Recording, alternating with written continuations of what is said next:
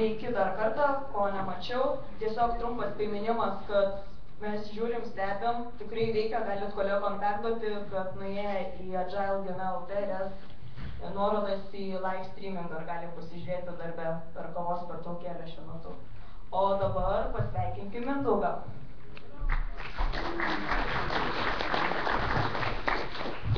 Tai sveiki, šiandien papasakosiu apie Gitą. Dirbu Atforme, programuotoju. Ir, nieko nelaukim, pradėkime. Kodėlgi jums turėtų rūpėti tas Gitas? Tai visų pirmiausia, dėl to, kad tradicinės virsėjimo kontrolės turi trūkumų. Tradicinės virsėjimo kontrolėmis aš čia vadinu version, perforce, CFS, TFS, tai yra tos virsėjimo kontrolės, kurios iš esmės atsirado iš CFS ir buvo vystomos, kopijuojamos į šio. Ir visos yra centralizuotos, visos turi panašius privalumus ir panašius trūkumus.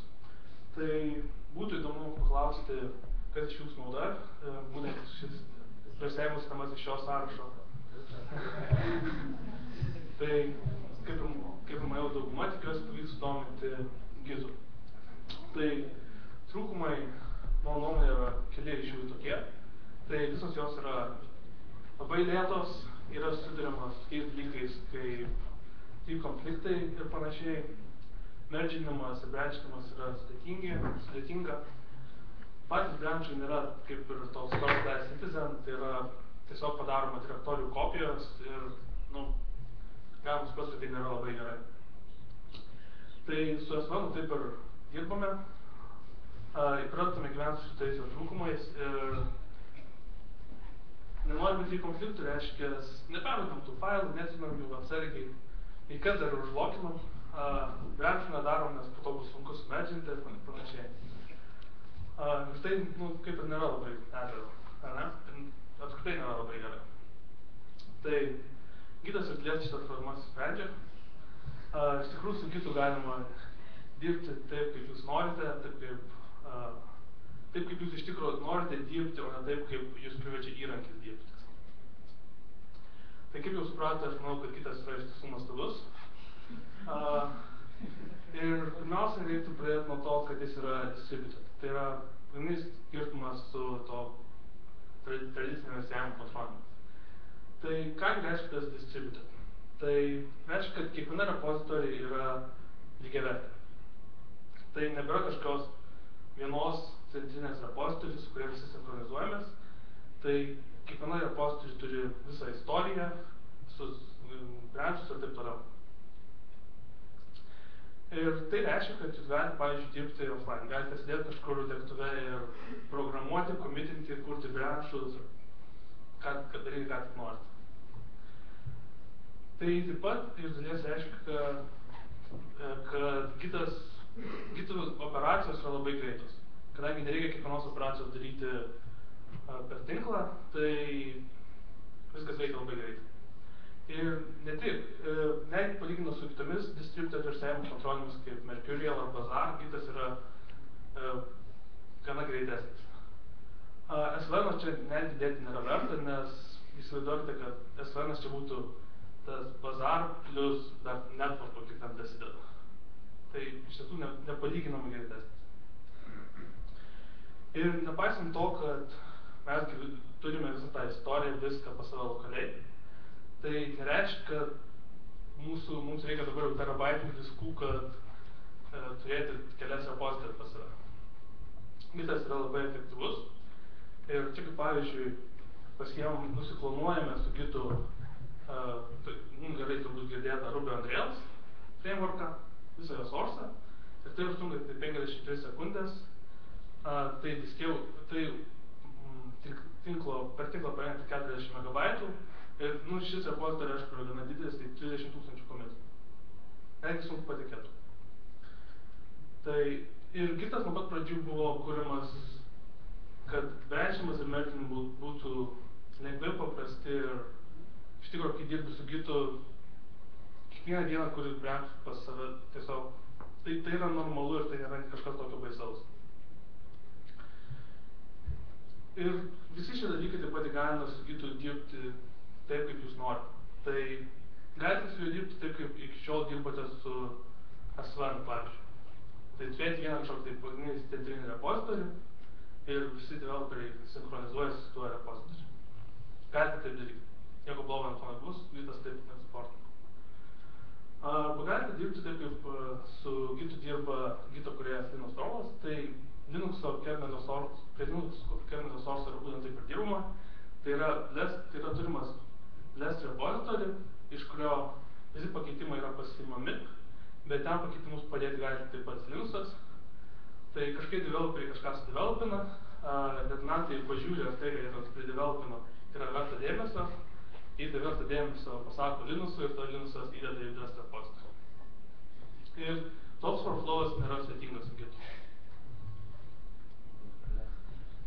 Tai kaip Gitas instaliuoti? Instaliuoti yra paprasta. Tai galima padaryti arba iš command line, tai štai jau tai padaroma iš kiekvienos operacinės sistemos. Arba galite nueiti tiesiog į centrinę Gito vietą internete git-scm.com ir iš ten jį parsisiųsti. Ten taip pat rasite kitus Gito įrankius ir taip toliau. Tai parsisiuntus Gitą, kaip su juo pradėti dirbti. Tai aš viską rodysiu iš tiesų, kaip yra daroma command line, kad nepaslėpti visko kažkokiais įmantriais UI'ais. Tai prieš pradedant dirbti reikia susikonfigūruoti porą dalykų, tai vardą ir e-mailą, nu ir po to jau galite kažką daryti. Tai dabar mums reikia kažkokio tai repozitorių. Tai vienas būdas pasiimti repozitorių yra jį nusiklonuoti iš kažkur tai, o kitas tai yra susikurti savo su git init. Reiškia, susikuriate kažkokią tai direktoriją, jau žinote ją, padarėte git init ir turite Gito repozitorių. Viskas. Nieko ypatingo neįvyko, tik atsirado .git direktorija tame folderyje. Ir dabar mes ir iš karto atsidūrėme master branch'e ir Gite master branch'as nėra nieko ypatingas, galite apie jį galvoti kaip apie, pavyzdžiui, Asfano trunką. Tai yra tiesiog, taip vadinasi tiesiog defaultinis branch'as. Jį lygiai kaip ir bet kurį kitą branch'ą galite ištinti, pervadinti, ką norite su daryti. Nors turbūt šios konvencijos nereiktų pažeisti ir turėti pagrindinį branch'ą besivadinti taip, kaip kiti Gito naudotojai pradė, kad jis vadintųsi. Tai turime repozitorių ir reikia dabar sukurkime kokį nors failą ir pridėkime jį. Tai sukuriame readme MD, pridedam visus viską ir matome, kad changes to be committed ir naujas failas readme. Kągi padarė Adas, tai Adas pridėjo tuos pakeitimus į staging area. Staging area Gite yra vieta, kur yra saugoma viskas, kas įeis į sekantį commitą. Ir štai kaip tai atrodo iš tiesų. Mes turime tą savo direktoriją, ten sustaginame failus į staging area ir tai juos galime commitinti į patį repozitorių. Nu ir iš repozitorių galima pasiimti dalykus. Nu taip, sukommitinkime. Git commit, įrašom projektą pranešimą, initial commit. Ir viskas. Įvyko commitas, bet viskas, kol tai, ką mes darėme, yra tik tai pas mus lokaliai. Nieko staging area nebėra, kažkokių pakeistų failų nebėra, viskas yra su commitą, turim vieną commitą.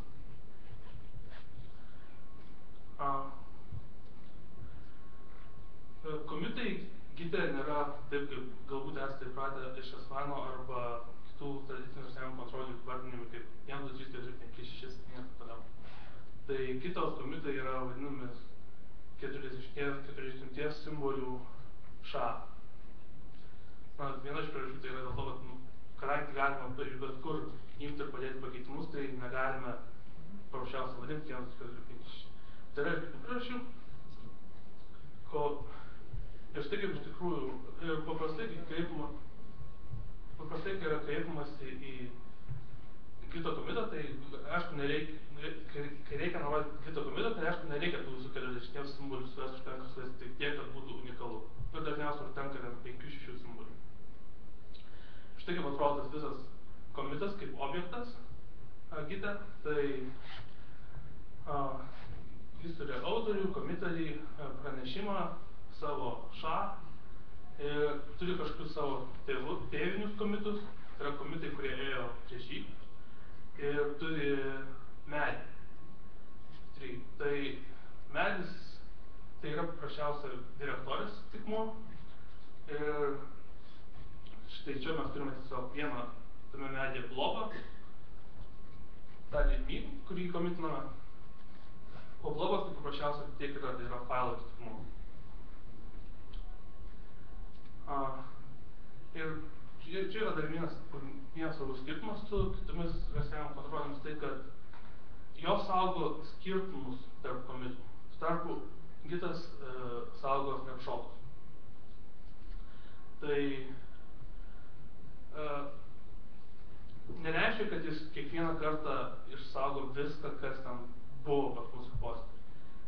Pavyzdžiui, mes turėjome pirmą komitą, čia kažkoks medis jame, porą blobų, darėme dar vieną komitą, pakeitėme tik tai antrą blobą, tai čia gitas tiesiog rodys vėl vis dar tą patį blobą. Tai jis yra, aišku, protingas. Tai va tiek apie tą kito objektinį modelį, kaip gitas ten veikia viduje, tikiuosi tai padės suprasti kitus dalykus, kuriuos kalbėsime. Tai tiek iš tikro apie basic dalykus ir tiek užtenka, kad galite paimti ir pradėti naudoti gitą. Okay. Tai kad dirbti su kažkokiamis kitomis repozitorių nutolusiomis, tai yra tokios komandos kaip push and pull. Prieš tai dar reikia prisidėti kažkokį tai remote. Git remote add, remote pavadinimas ir aš čia prisidedu repozitorių esantį GitHub'e. Ir iš tiesų tik tiek. Ir turiu remote, iš kurio dabar galiu pushinti ir pullinti pakeitimus. Tai git push, remote pavadinimas ir branch pavadinimas tame remote.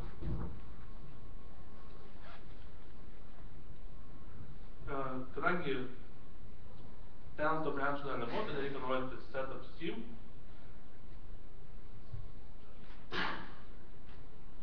Ir viskas.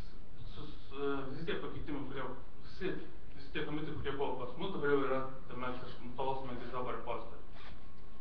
Lygiai taip pat galim pakeitimus pasiimti su git pull, vėl nurodant remote pavadinimą ir branch kažkokį pavadinimą. Ir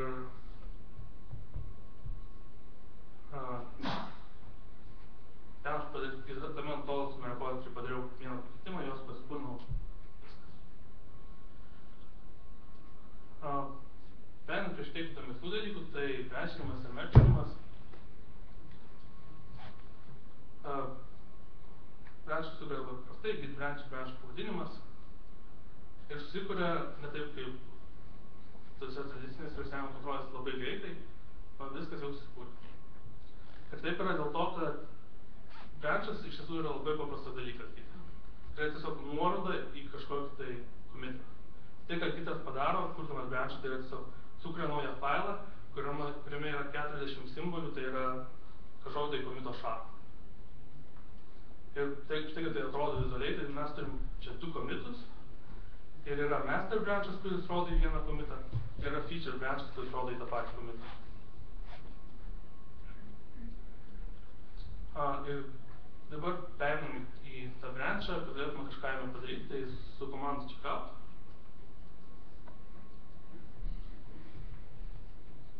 Ir viskas mes esame tame branche. Merginimas su Gitu irgi yra lygiai taip pat paprastas, tai Git merge kažkokio tai branch pavadinimas. Ir čia, pavyzdžiui, aš sukursiu porą komitų feature branch'e. Juos sukomitinsiu.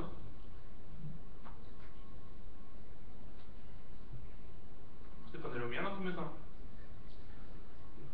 Sukuriu dar vieną failą.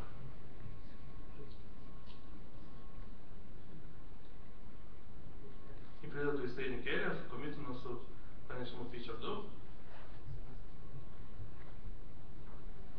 Dabar pasisvičinsiu atgal į master branch ir įmerginsiu šitą pakeitimus.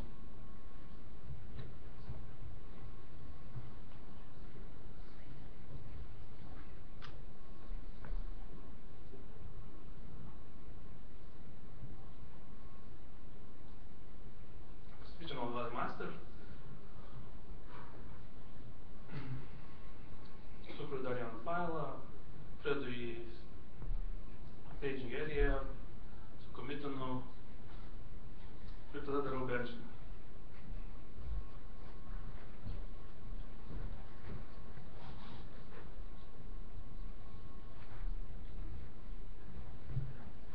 Ir viskas merges įvyko, paprastai greitai. Ir kasgi čia iš tiesų įvyko, tai mes turėjome tokią situaciją, mes turėjome feature branch, kuriame buvo pora commitų. Ir čia turėjom master branch dar vieną commitą. Tada darome merge ir štai kas iš tikrųjų atsitinka. Tai atsiranda dar vienas commitas, kurio tėvai yra C2 ir F2 ir master branch'as pasistumia čia. Ir dabar master branch'as sudaro visi commitai iš čia ir iš čia. Ir kitas, aišku, gali labai paprastai atsekti, kad jis daro tą branch. Dėl to merginimas yra daug paprastesnis. Tai yra galite merge iš bet kur į bet ką. Ir kitas, taip, kadangi jis žino, kas ten viską sudaro, tokie commitai neatsitiks tokių klaidų situacijų, kaip, pavyzdžiui, būna su Aspranu. Kai atrodo mergini lyg vėl tą patį, bet vėl kažkokie tie patys konfliktai, nauji konfliktai ir taip toliau. Alternatyva merginimui yra rebasinimas gite. Tai vėl iš tokios pačios situacijos sukuriame porą commitų feature branch'e ir vieną commitą master branch'e, darom rebase. Ir šį kartą vėl buvo tokia pati situacija, bet rezultatas yra šiek tiek kitoks. Tai istorija pasidarė tokia linijinė. Ir ką kitas padarė, tai šituos commitus iš feature branch'ų įsidėjo štai čia. Ten, kur šitie branch'ai buvo išsiskyrę. Ir merge'as nėra nieko blogas gite, jį tikrai verta naudoti, ypač kai pradedate naudoti gite. Bet rebase'as iš tikrųjų ypač didesniuose projektuose turi daug vertės, nes paprasčiausiai leidžia apsaugoti tą istoriją tokią gražesnę. Turbūt galite įsivaizduoti, kad jei turite 100 branch'ų ir visur darote merge'us, tai tie grafai istorijos pasidaro tokie labai gražūs. Tiek iš tiesų apie branch'inimą ir merginimą ir matėte viskas ir viena priežasčių, kol aš rodau, kaip viską darau, yra ne tik tai, kad parodyt, bet tam, kad parodyt, kaip tai greitai veikia. Tai iš tiesų nebūtų, kad paskui labai greit veikia, bet iš tiesų labai greit veikia. Su Gitu taip pat, kadangi dauguma operacijų yra lokalios, skirus pušinimo ir pulinimo, tai galima tą lokalią istoriją manipuliuoti. Pavyzdžiui, pridėti pakeitimus prie paskutinio commito, prie amendinti juos. Git commit amend ir iš vietoj tiesiog darom commit, padarom commit amend ir paliekam tą patį pranešimą ir tie pakeitimai, kuriuos mes čia dabar pridėjom naujus, liko prie to pačio vieno commito. Tai va, istorijoje kažkokių naujų commitų atsirado, likę tie patys 5 commitai. Galima daug taimuoškų manipuliuoti istoriją su Gitu. Pagrindinė istorijos manipuliavimo komanda yra Git rebase reactive turbūt. Tai su juo galima iš tiesų daryti praktiškai bet ką. Čia aš parodysiu tiesiog, kad iš 2 commitų, tai yra feature 1 ir feature 2, aš suspausiu juos į vieną.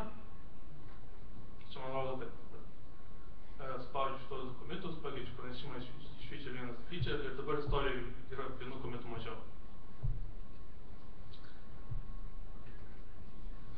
Ir interactive rebase leidžia iš tikrųjų daryti, ką tik norite, tai yra galite tuos commitus paimti, paeditinti, juos suspausti, ištrinti, sukeisti jų tvarką, ką tik norite. dėl istorijos manipuliavimo tai vieną dalyką, kurį reiktų pastebėti, yra tai, kad turbūt iškart kilo mintis, tai aš turbūt galiu paimti Petro pakeitimus, padaryti, kad jis ten įvėlė bugą ir vėl juos supušinti ir tada pasijuokti iš Petro. Tai taip, iš tiesų taip galite, gitas tiesiog taip supušinti neleis, reikės panaudoti git push force, turmės atpažins, kad jūs keičiate iš tikrųjų istoriją, jei bandote kažkur pušinti, kur ją pakeitėte. Ir aišku, galima uždrausti, kad git push force nebūtų priimamas, jei manote, kad jums bandys kas nors pakeisti koją. Ir iš tikro, kasdienybėj galbūt atrodo, kadangi dirbate su jumis tradicinėmis ir SEM kontrolėmis, kad kadangi man prireiks tą istoriją manipuliuoti, bet iš tikro prireikia ir gal dažniau tai, kad prireikia, bet tiesiog yra naudinga ir padeda išsaugoti tą visą istoriją tokį gražesnę ir lengviau skaitomą ir suprantamą. Tai jei norite naudotis gitu, tai nebūtina imti ir diegti įmonę gitą. Jei naudojate SVN pas save įmonę, jūs galite naudoti gitą su tuo pačiu SVN, tai yra tiesiog jūsų centrinė SVN repository bus kaip ir liks centrinė SVN repository, bet jūs lokaliai dirbsite su gitu. Tai gitas SVN nusiklonuojate kažkokį tai SVN repository ir tada tiesiog naudojate gitas SVN base, kas atitinka kažkiek SVN update ir gitas SVN commit, kuris kažkiek atitinka SVN commit. Iš tikro, aš ir pats tą ilgai dariau, nes paprasčiausia įmonė naudoja SVN ir nors tai nėra taip pat gerai, kaip pilnai naudoja kitą, bet geriau negu naudoti SVN, mano nuomonė.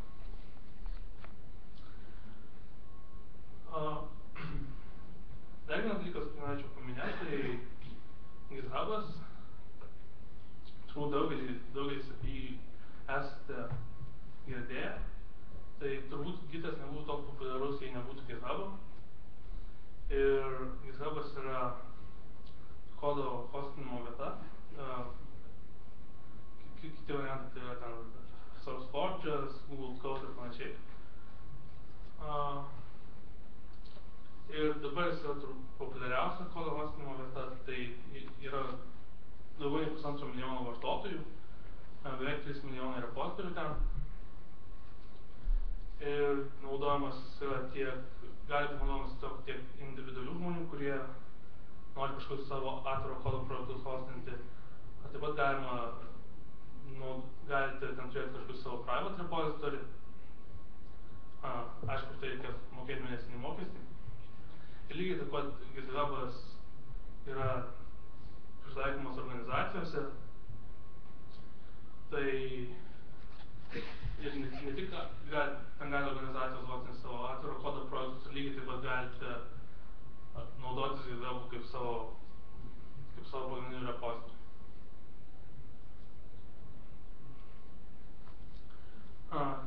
Keletas minčių pabaigai, tai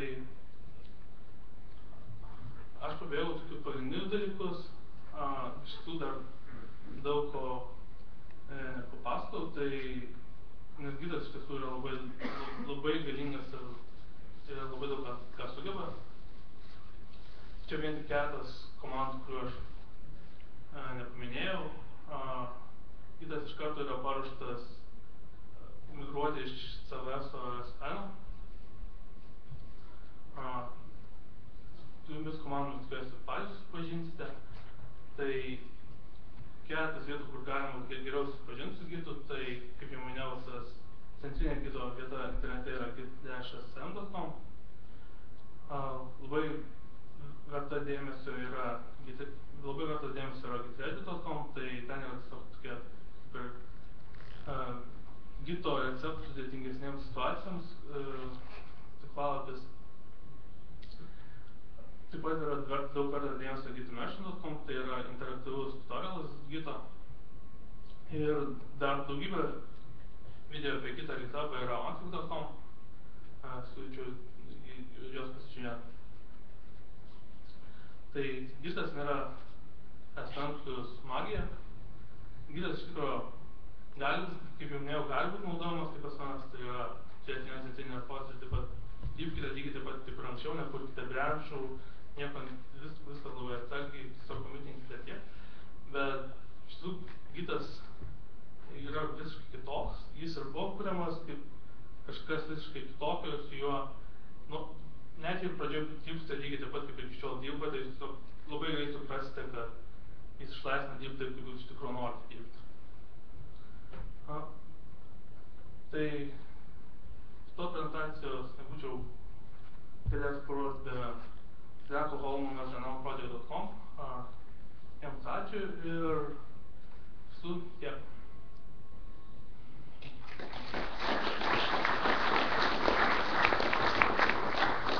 Gal yra klausimų? Taip.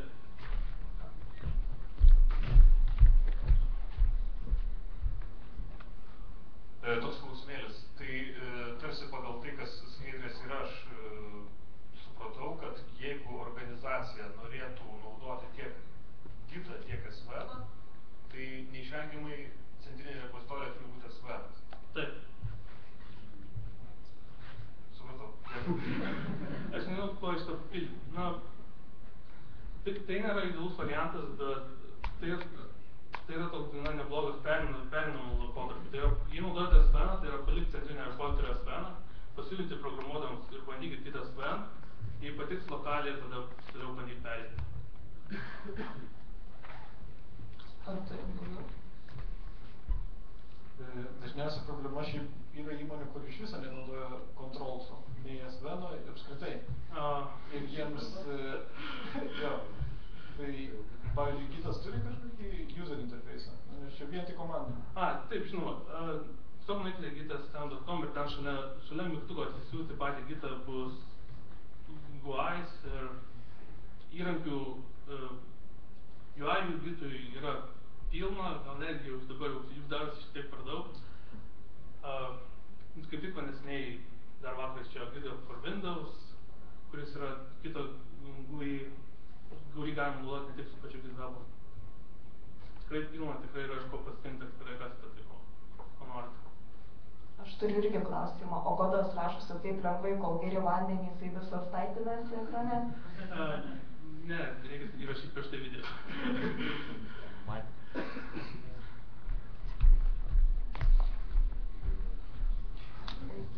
Sakykit, kokia jūsų patirtis su Oracle duomenų bazėmis Gito naudojimo? Nėra tokios patirties. O gal įmanoma taikyti, pavyzdžiui, su kai developini ne failinėje sistemoje, o grynai duomenų bazėje. Tuos objektus turi tenais deployinti, sukurti paketus kažkokius. Tai kokia patirtis šiandien? Lentelių sukūrimo skriptai. Tai viskas, ką galima padėti diską, tai aišku galima taip pat naudoti ir su Gitu, o daugiau tai... Bet merdžinimo patarimai kažkokie. Tai, sukūriau lentelių sukūrimo skriptą, turiu aš jį, kas nors branchą pasidarė, nes po to merdžinimai neturi jokios praktikos iš to. Su Oracle duomenų bazės skriptų saugojimu Gite neturiu praktikos, bet viskas, kas yra pritaikoma, bet tokiam kodui turbūt yra pritaikoma ir skriptų saugojimui šiuo atveju. Sakykit, kaip su Gito pluginsais Eclipse, pavyzdžiui, IDE arba Nesons, kiek yra išdevelopinti ir kiek yra mature? Eclipse nežinau, Visual Studio yra šiek tiek atsiliekantis nuo, pavyzdžiui, to pačio SVN plugin su Visual Studio. Šiaip iš tikrųjų manau, kad nesu bandęs, bet manau, kad Eclipse jis turės būti gana geras, kadangi Gitas atsirado būtent Linux ekosistemoje ir Eclipse yra populiaresnis labiau tarp Linux naudotojų, tai aš manau, kad situacija yra gera. Jūs čia šnekėjot apie Gito ir SVN draugystę tokio kaip su TFS-u. Yra kažkoks ir Git TFS bridge'as, bet aš jo nesu naudojęs.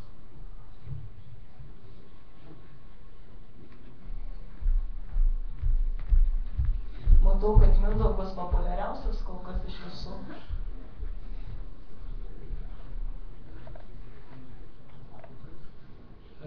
Teko šiek tiek pačiam bandytis, domėtis ir viena iš tokių problemų, kad būtent tas minėtas,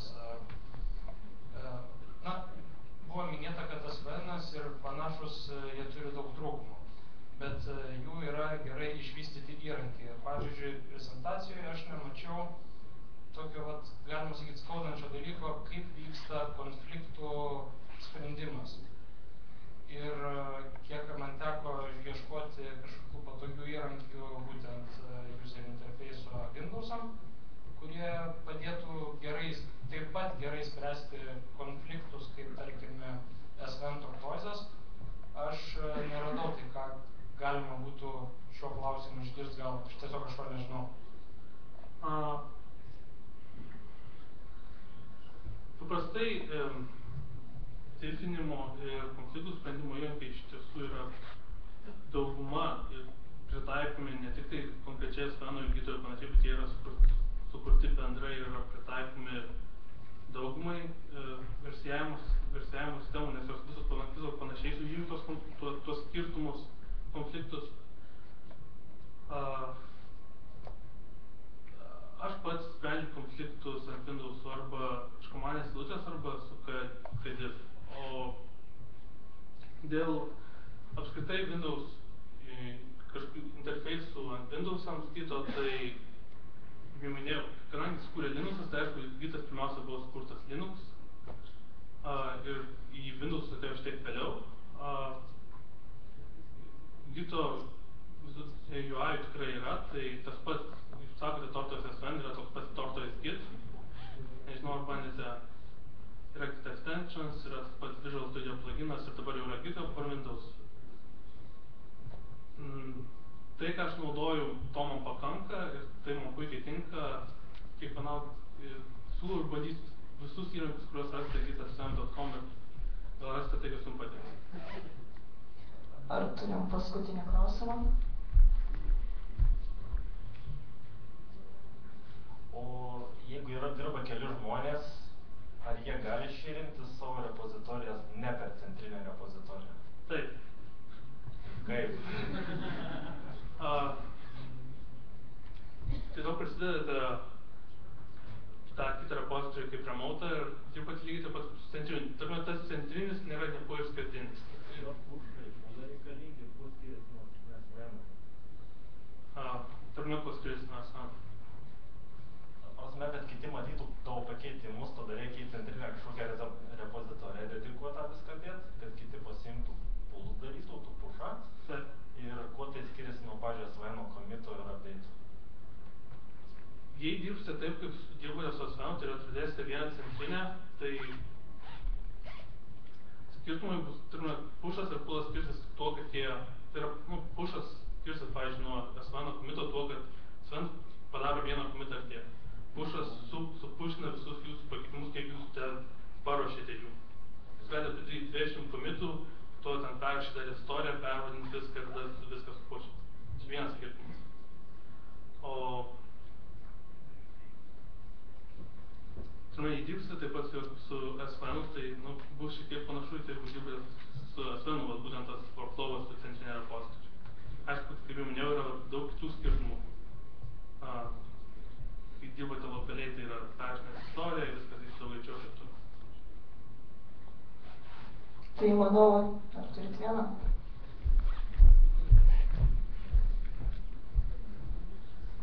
Aš dar trumpai, kaip yra su binary bylomis ir jų lokinimu? Kiek žinau, kiek esu girdėjęs ir skaitęs pats tyrinėjęsis, kitas nepalaiko binary lokinimu. Tai sukelia problemų tais atvejais, kai medija laikoma ir dokumentacija įvairiais formatais. Taip, Gitas neturi lokinimo, teisingas protokolas. Jei norite ten laikyti kažkokią tai dokumentaciją, kurią norite, kaip suprantu, užlokinti, kad niekas kitas jos neliestų, to Gitas nepalaiko. Teisingas protokolas. Taip, čia iš esmės apie binary bylas. Ja. Dirbamas su, tarkime, Wordu. Kažkokiu po to nebus negalima sumerčyti. Taip, taip. Tai...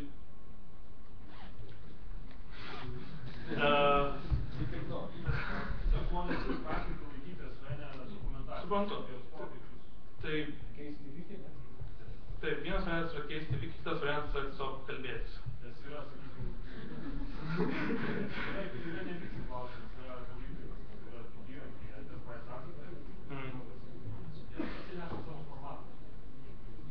tobulinimo nėra, nes kaip ir nėra tokio centrinio repository, tai, nu, ką tau tobulinsi? Taip, tada dėkojame Mindaugui už šio pasidalinamą žiniomis apie Gitą.